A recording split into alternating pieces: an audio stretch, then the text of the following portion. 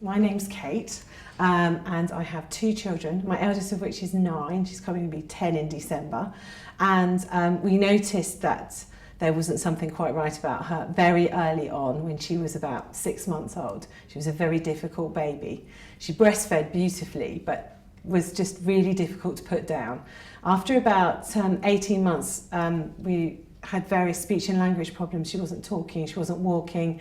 There's so many developmental delays. I did start to get a bit vocal with my GP and with the people that I was dealing with, like health visitors.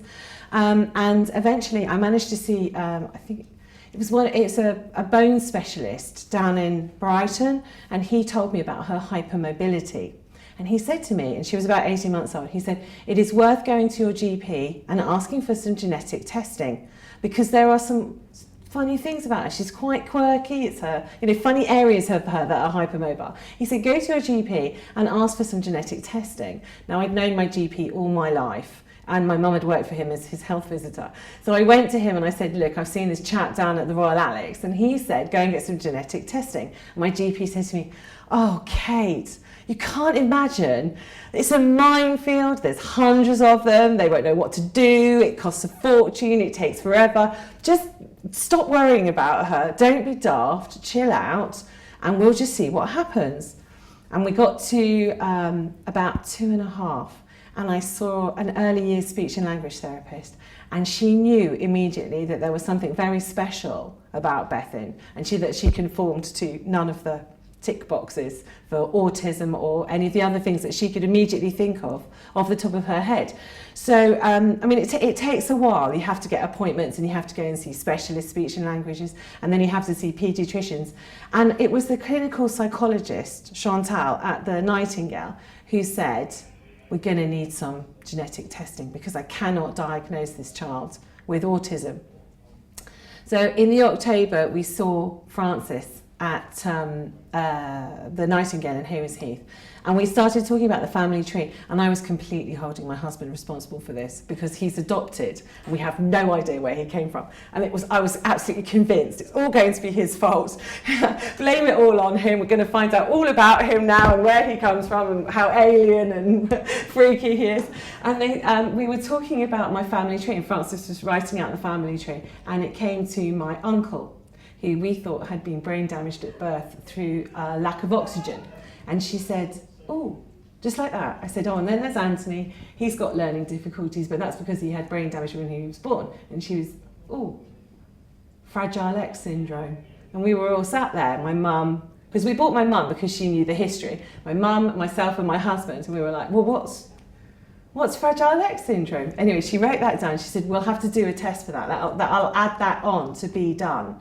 And we finished off the family tree. We all went home, Googled Fragile X syndrome, and the child on the front page had exactly the same features as my uncle. And it was like a light had gone on in our lives.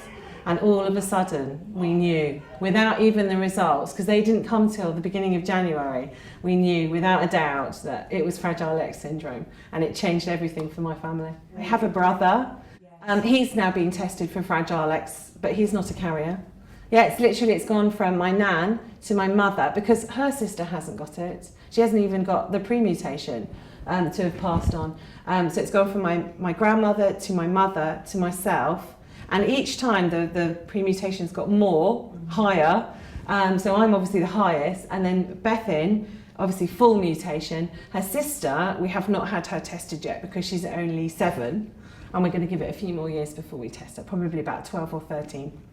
When she decides she wants to do it. But there's no sign of her having any of the difficulties that Bethan had, so I haven't seen any need to push for it so far.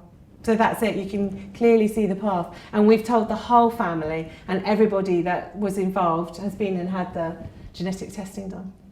So my uncle, when he was born, obviously, I think, if I'm honest with you, my nan probably mistook him for the menopause, but that was what it was like in those days. She was quite old, she was in her mid-40s, to have babies anyway, I know this. She knew that. She really struggled with the birth, and eventually he did come out. He was facing the wrong way, so he was facing backwards, and they put the Von 2s over his face. when they pulled him out. So when he came out, he was black on his face from all the bruising.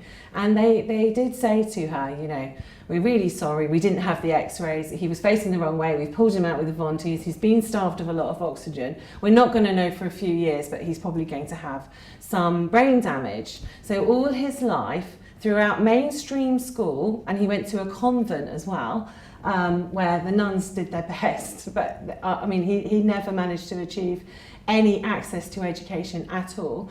And then he came out of school and went to college and did access courses. But eventually he found a group called Lifestyles, who got him a job at a cash and carry, which is like a giant supermarket.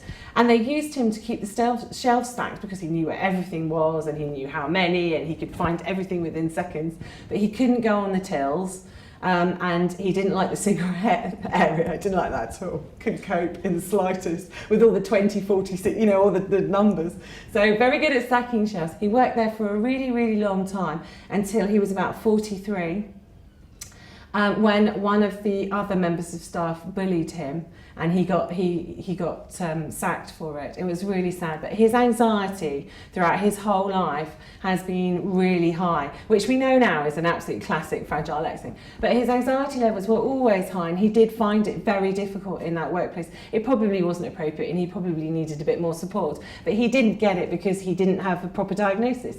So they moved over to live nearer us because my grandparents were quite poorly and they needed additional help with caring for Anthony, my uncle.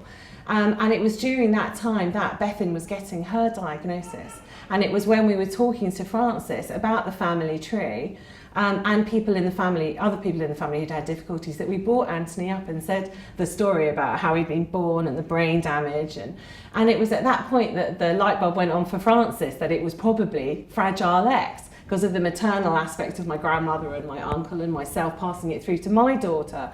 And it was really at that moment that he and Bethan, who was only 4 at the time, both got their diagnosis. So he was 45. And I went home to my nan, and we thought about not telling her because it's a lot of news.